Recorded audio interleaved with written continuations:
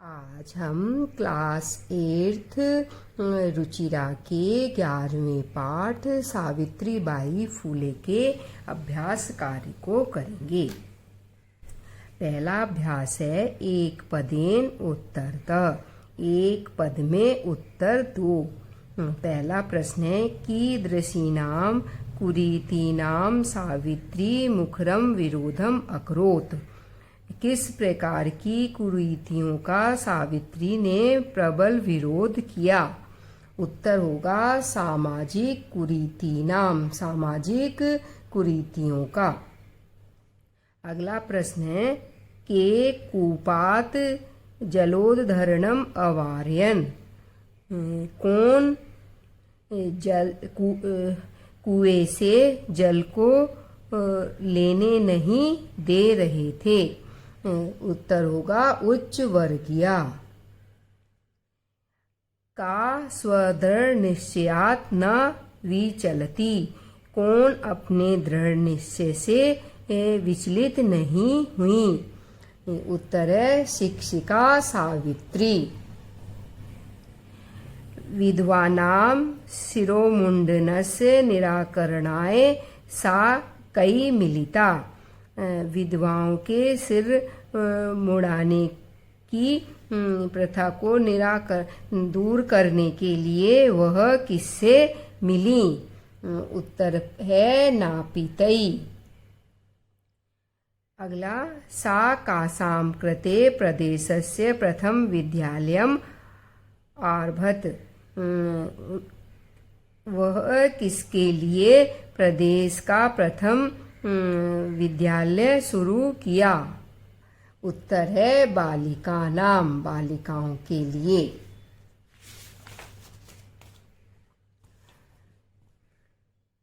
अगला अभ्यास है पूर्ण वाक्येन उत्तरत। पूरे वाक्य में उत्तर दो। पहला प्रश्न है किम किम सहमाना सावित्रीबाई स्वदृढ़ निश्चयात् न विचलति। कि क्या क्या सहन करती हुई भी सावित्रीबाई अपने दृढ़ निश्चय से विचलित नहीं हुई। उत्तर है यदा सावित्रीबाई स्वगृहात् विद्यालयं प्रति चलति तदेव जनाः तस्या उपरि धूलिं प्रस्तरखण्डान् च क्षिपन्ति स्म। इदं सहमाना सा स्वदृढ़ निश्चयात् न विचलति। जब सावित्रीबाई अपने घर से विद्यालय के प्रति चलती हैं तब लोग उनके ऊपर धूल, प्रस्तर और पत्थर के टुकड़े फेंकते थे। यह सब सहन करती हुई भी वह अपने दृढ़ निश्चय से विचलित नहीं हुई। अगला प्रश्न है सावित्रीबाई फूले महोदयायाः पितरो नाम किम आसीत्। सावित्रीबाई फूले महोदया के माता पिता का नाम क्या था। उत्तर है सावित्रीबाई फूले महोदया माता लक्ष्मीबाई पिता च खंडोजी आस्ताम। सावित्रीबाई फूले महोदय की माता लक्ष्मीबाई और पिता खंडोजी थे। अगला प्रश्न है विवाह अनन्तरमपि सावित्र्या मनसि अध्ययन अभिलाषा कथम उत्साहं प्राप्तवती। कि विवाह के बाद भी सावित्री के मन को पढ़ाई की इच्छा को कैसे उत्साह प्राप्त हुआ। उत्तर है सावित्र्याः पति स्त्री शिक्षायाः प्रबल समर्थक आसीत् अतः अस्या अध्ययन अभिलाषा उत्साहं प्राप्तवती। सावित्री के पति स्त्री शिक्षा के प्रबल समर्थक थे, इसलिए इनको अध्ययन की इच्छा को उत्साह प्राप्त हुआ। अगला प्रश्न है जलुम पातुम निवार्यमाणा नारी साकुत्र नीतवती किंच अकथयत्। कि जल को पीने के लिए मना करने वाली स्त्रियों को वह कहाँ ले गईं और क्या कहा? तो उत्तर है सा ता स्त्रियः निजगृहं नीतवती च तडागं दर्शयित्वा अकथयत च यत् यथेष्टं जलं नयत। वह उन स्त्रियों को अपने घर ले गईं और तड़ाग को दिखाकर कहा यत यथेष्टम जलम नयत कि जितना इच्छा है जल नयत ले जाओ। अगला प्रश्न है कासाम संस्थानाम स्थापनायां फुले दंपतियों अवदानम महत्वपूर्णम। किन संस्थाओं की स्थापना में फूले दंपति का महत्वपूर्ण योगदान है? उत्तर है महिला सेवा मंडल, शिशु हत्या प्रतिबंधक गृह इत्यादीनां संस्थानां स्थापनायां फूले दंपतियों अवदानम महत्वपूर्ण।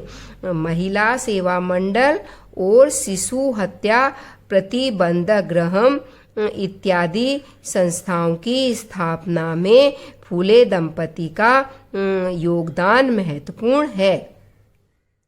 अगला प्रश्न है सत्यशोधक मंडलस्य उद्देश्यम किम आसीत्। सत्यशोधक मंडल का उद्देश्य क्या था? उत्तर है सत्यशोधक मंडलस्य उद्देश्यम आसीत् कि उत्पीड़ितानां समुदायानां स्वाधिकारान् प्रति जागरणम्। सत्यशोधक मंडल का उद्देश्य था कि उत्पीड़ितानां पीड़ित समुदायों को अपने अधिकार के प्रति जागरण करना। तस्या द्वयो काव्य संकलनयो नाम्नी के उनके दो काव्य संकलन का नाम क्या है? उत्तर है तस्या द्वयो काव्य संकलनयो नाम्नी काव्य फूले सुबोध रत्नाकर च इति। उनके दो काव्य संकलन का नाम है काव्य फूले और सुबोध रचनाकर। अगला अभ्यास है रेखांकित पदानि अधिकृत्य प्रश्न निर्माणम कुरुत। रेखांकित जो पद हैं उन पर आधारित प्रश्नों का निर्माण करिए। पहला है सावित्रीबाई कन्याभिः सविनोदम आलपन्ति अध्यापने संलग्ना भवति स्म। सावित्रीबाई लड़कियों के साथ मजाक के साथ बातें करती हुई अध्यापन में संलग्न होती थीं। तो हमारा क्वेश्चन बनेगा सावित्रीबाई किसके साथ मजाक के में बातें करती हुई अध्यापन में संलग्न होती थी। तो कन्याभि की जगह हमारा क्वेश्चन पद आएगा काभि। तो क्वेश्चन हमारा बनेगा सावित्रीबाई काभि सविनोदम आलपन्ति अध्यापने संलग्ना भवति स्म। अगला है सा महाराष्ट्रस्य प्रथमा महिला शिक्षिका आसीत्। वह महाराष्ट्र की पहली महिला शिक्षिका थीं। तो हमारा क्वेश्चन बनेगा कि वह किसकी पहली महिला शिक्षिका थीं। तो महाराष्ट्र से पद की जगह हमारा क्वेश्चन पद आएगा कस्य। ये तो क्वेश्चन बना हमारा सा कस्य प्रथम महिला शिक्षिका आसीत्। अगला है वह सा स्वपतिना सह कन्यानां कृते प्रदेशस्य प्रथमं विद्यालयम् आरभत। उन्होंने अपने पति के साथ कन्याओं के लिए यानी लड़कियों के लिए प्रदेश का पहला विद्यालय प्रारंभ किया। तो हमारा प्रश्न बनेगा कि उन्होंने अपने पति के साथ किसके लिए प्रदेश का पहला विद्यालय शुरू किया। तो कन्या नाम की जगह क्वेश्चन पद आएगा हमारा कासाम। तो क्वेश्चन बना हमारा सा स्वपतिना सह कासाम कृते प्रदेशस्य प्रथमं विद्यालयम् आरभत। अगला है तया मनुष्याणां समानतायाः स्वतंत्रतायाश्च पक्ष सर्वदा समर्थित। उनके द्वारा मनुष्यों की सामान्यता और स्वतंत्रता के पक्ष का सर्वदा हमेशा समर्थन किया गया। तो क्वेश्चन हमारा बनेगा, उनके द्वारा किसकी सामान्यता और स्वतंत्रता के पक्ष का हमेशा समर्थन किया गया। तो मनुष्याणाम पद की जगह हमारा क्वेश्चन पद आएगा केसाम। तो प्रश्न बना, तया केसाम समानतायाः स्वतंत्रतायाश्च पक्ष सर्वदा समर्थित। अगला है, साहित्य रचनया अपि सावित्री मह्यते। साहित्य रचना के द्वारा भी सावित्री महान है। तो क्वेश्चन बनेगा कि साहित्य रचना के द्वारा भी कौन महान है। तो सावित्री पद की जगह क्वेश्चन पद आएगा हमारा का। तो क्वेश्चन बन गया हमारा, साहित्य रचनया अपि का महीयते। अगला अभ्यास है, यथा निर्देशम उत्तरत। जैसे निर्देश दिए हैं उसके अनुसार उत्तर दीजिए। तो पहला है, इदम चित्रम पाठशालाया वर्तते। यह चित्र पाठशाला का है। अत्र वर्तते इति क्रियापदस्य कर्तृपदम किम। कि इस वाक्य में वर्तते जो क्रियापद है उसका कर्तृपद क्या है। तो हमारा उत्तर होगा, उसका कर्तृपद है चित्रम। अगला है, तस्या स्वकीयम अध्ययनपि सएव प्रचलति। उनका अपना अध्ययन भी साथ में चलता है। अस्मिन् वाक्ये, इस वाक्य में विशेष पदम किम। इस वाक्य में विशेष पद क्या है। तो उत्तर है हमारा अध्ययनम विशेष पद है। अगला है, अपि यूयम इमाम महिलाम जानीथ। तुम सब भी इन महिला को जानते हो। अस्मिन वाक्य, इस वाक्य में यूयम शब्द किसके लिए प्रयुक्त हुआ है। तो उत्तर होगा हमारा पाठकेभ्य, अर्थात छात्रेभ्य, छात्रों के लिए, अर्थात जो पढ़ने वाले हैं उनके लिए। अगला है, सा ता स्त्रियः निजगृहं नीतवती। वह उन स्त्रियों को अपने घर ले गईं। इस वाक्य में सा जो सर्वनाम पद है वो किसके लिए प्रयुक्त हुआ है। तो उत्तर पद है हमारा सावित्री की, सावित्री के लिए। अगला है, शीर्ण वस्त्र आवृताः तथा कथिता निम्न जातियाः कश्चित् नार्य जलम पातुम याचन्ते स्म। फटे पुराने कपड़ों से ढकी हुई तथा कथिता निम्न जाति की कुछ नारी जल पीने के लिए मांग रही थी। इस वाक्य में जो नारी शब्द है उसके कितने विशेषण पद हैं और वो कौन कौन से हैं। तो इसमें चत्वारि विशेषण पदानि सन्ति, 4 विशेषण पद हैं। वे शीर्ण वस्त्र आवृता तथा कथिता निम्न जातिया कश्चित विशेषण पद हैं।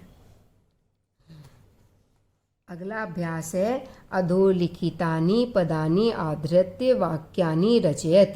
कि नीचे लिखे जो पद हैं उन पर आधारित वाक्यों की रचना कीजिए। तो पहला शब्द है स्वकीयम। तो पहला हमने वाक्य बनाया है, स्वकीयम कार्यम स्वयं कुरो। अपना कार्य स्वयं करो। बच्चों आप भी अपने हिसाब से वाक्य बना सकते हो।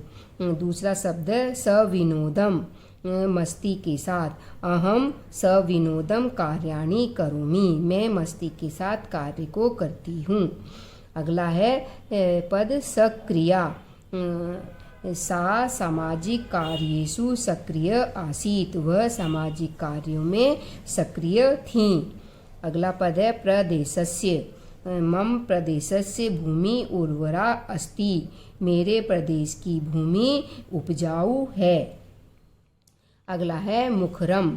सामाजिक कुरीतीनाम सावित्री मुखरम विरोधम अकरोत। सामाजिक कुरीतियों का सावित्री ने प्रबलता से विरोध किया। अगला वर्ड पद है सर्वथा। सर्वथा का वाक्य बनाया है तया मनुष्याणाम समानतायाः सर्वथा समर्थित। उनके द्वारा मनुष्य की समानता का हमेशा समर्थन किया गया। अगला अभ्यास है अधोलिखितानि पदानि आधृत्य वाक्यानि रचयत। नीचे लिखे वाक्यों जो पद हैं उन पर आधारित वाक्यों की रचना करिए। फिर से वाक्यों की रचना करनी है। पहला है ऊपरी। ऊपरी का बनाया हमने वृक्षस ऊपरी खगा संति। वृक्ष के ऊपर पक्षी हैं। अगला पद है आदानम लेना। विचाराणाम आदानम प्रदानम कुर्यात। विचारों का आदान प्रदान करना चाहिए। अगला पद है परकीयम। परकीयम का वाक्य बना कन्या परकीयम धनम अस्ति। अगला पद है विषमता। समाजे अनेकानि विषमता भवति। समाज में अनेक विषमता होती हैं। अगला पद है व्यक्तिगतम। इदम व्यक्तिगतम कार्यम नास्ति। यह व्यक्तिगत कार्य नहीं है। लास्ट पद है आरोह। जीवने आरो अवरो एव प्रचलत। जीवन में आरो अवरो ही चलता रहता है। अगला अभ्यास है अधोलिखित पदानाम समानार्थक पदानि पाठात् चित्वा लिखत। अधोलिखित जो ये पद हैं इनके समान अर्थ वाले पद पाठ में से चुनकर लिखिए। तो पहला है शिक्षणे। शिक्षणे का समानार्थक पद है अध्यापने। दूसरा है पथि मार्गे। हृदयम मनसि। इच्छानुसारम यथेष्टम। योगदानम अवदानम निरंतरम अविरतम।